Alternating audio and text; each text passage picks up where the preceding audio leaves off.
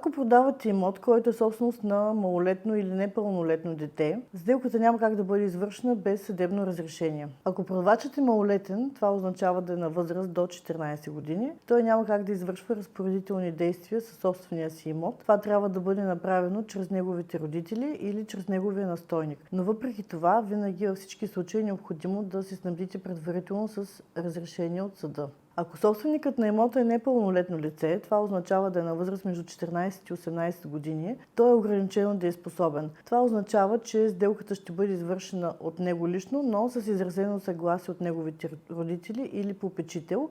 И въпреки това, отново е необходимо винаги да се снабдите предварително с разрешение от съда.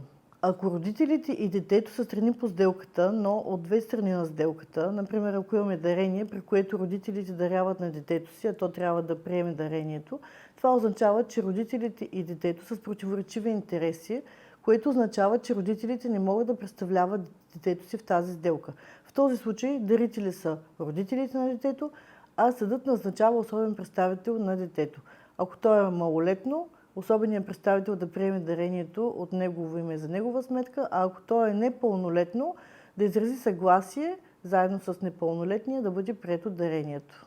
Ако родителите на малолетното или непълнолетното дете са едната страна по сделката, самото дете е от другата страна по сделката, районният съд назначава особен представител на детето, който да представлява неговите интереси.